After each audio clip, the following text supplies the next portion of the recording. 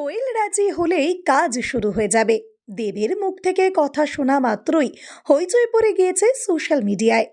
কিছুদিন ধরে শোনা গিয়েছিল আসছে দেবের খাদান 2, আর সেখানে নাকি দেবের সঙ্গে বহু বছর পর স্ক্রিন শেয়ার করতে দেখা যাবে কোয়েলকে। যদিও এ বিষয়টা এবার নিজেই কনফার্ম করলেন অভিনেতা। তাহলে এবার দেব শুভশ্রীর পর ফিরছে দেব কোয়েল জুটিও।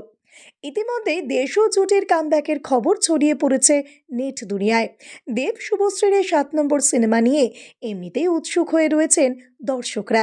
সেই সঙ্গে আবার দেব জানালেন, কোয়েল যদি রাজি থাকে তাহলে খাদান 2 এ তাকেও দেখা যাবে।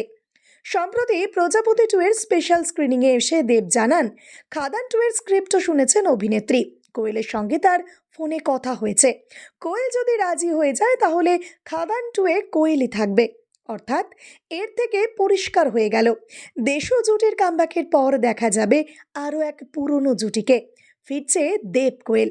তবে এই নতুন বছরে আপাতত 3টে সিনেমার ঘোষণা করেছেন দেব। প্রথম ছবি মুক্তি পাবে পদ্মশ্রী পুরস্কার প্রাপ্ত করিমুল হকের জীবনী নিয়ে, বাইক অ্যাম্বুলেন্স দাদা। তারপর দুর্গাপুজোতে আসবে দেব শুভশ্রীর 7 নম্বর সিনেমা। আর সব শেষে বড়দিনের আবহে মুক্তি পাবে দেব পরাণ বন্দ্যোপাধ্যায় জুটির পরবর্তী সিনেমা টনিক 2।